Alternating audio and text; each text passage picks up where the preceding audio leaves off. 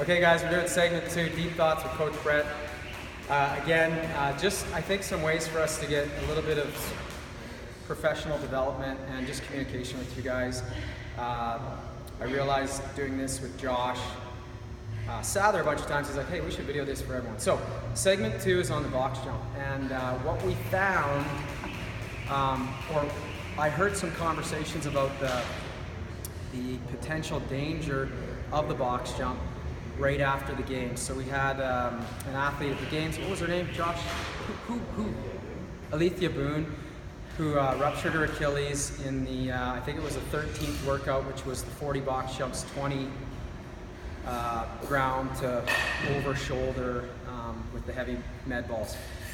Anyway, in the games they were doing what I think has become to some degree controversial rebounding lateral, and it didn't have to be lateral, but the athletes, in order to make it quicker, choose a lateral approach to the box, and she of course ruptured her Achilles. So just my thoughts on this, you guys.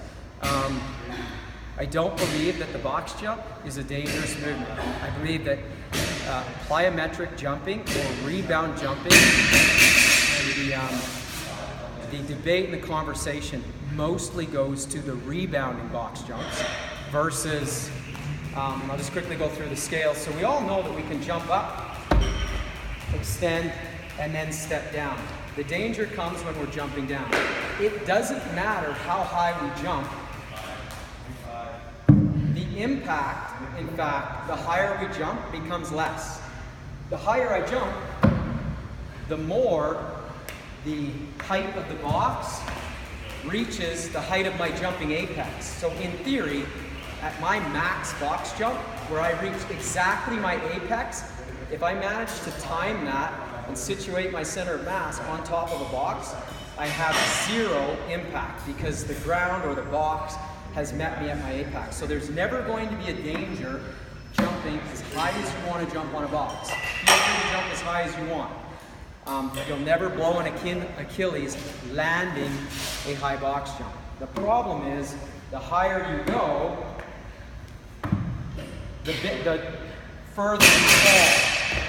And if we don't have the strength or ability to absorb the depth drop, that's where we can run into trouble. And certainly, if we try to absorb it and then jump right away again in the rebounding box jump, that's where we can run into problems. And that's where there's the greatest demand on the soft tissues, whether it's the ligaments, the tendons, or the muscle tissue itself. So, what do?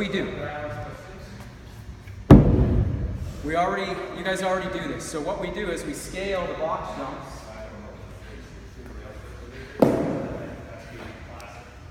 to whatever height is necessary.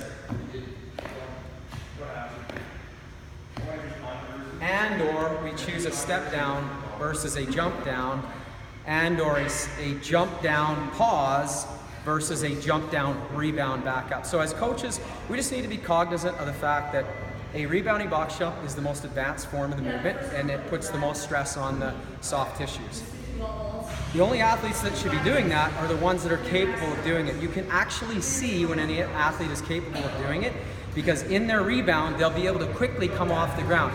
If you see athletes that are trying to rebound but are delayed in terms of their time spent on the ground, they don't actually have the strength or the nervous system drive to be able to quickly reactivate that, which means if they're wanting to rebound, we just lower the box, or we let them come down and absorb, or if we feel like they're coming down from a height that's just too high, have them step down or lower the height of the box. We've been very fortunate here in that we've never had any Achilles or ligament or muscle strains or injuries or damage that I'm aware of from rebounding box jumps. I think it's because you guys have all done a good job of coaching it and you all understand the movement. Having said that, we get a lot of this. The shin bashing, which is another issue.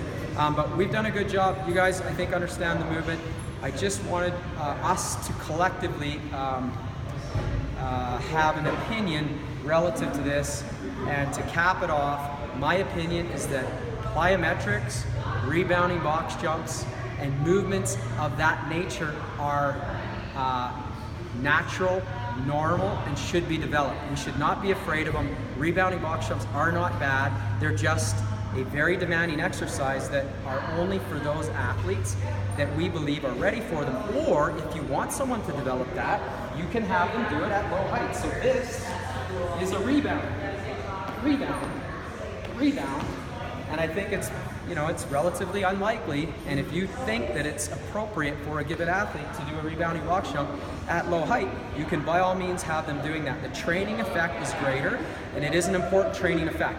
When we're kids and or adults, if we're sprinting, if we're bounding, if we're jumping, if we're engaged in various sports, you are doing plyometric, eccentric loaded, and then eccentric and concentric loading. You're doing that. So to say that we shouldn't do it is ridiculous. We will never say that you shouldn't do it. But when is the appropriate time and at what level is it appropriate? That is important, and that's what our job as coaches is, to help individuals determine. So we're going to be cautious with rebounding box jumps, but at your discretion, we're certainly not going to ignore or avoid them or suggest in any way that they're unsafe or that they shouldn't be done. I would totally disagree with that. We definitely need to do them. They are completely safe, but you do have to have a reasonable amount of strength and experience to consider doing a 30-inch rebounding box jump or 24 or 20 or whatever it is. Anyway, hopefully that clears things up a little bit with respect to box jumps and rebounding box jumps specifically. If you guys have any questions, email me or hit me up in the gym sometime and we can discuss it further. But that's our stance on this. Thanks guys, talk later.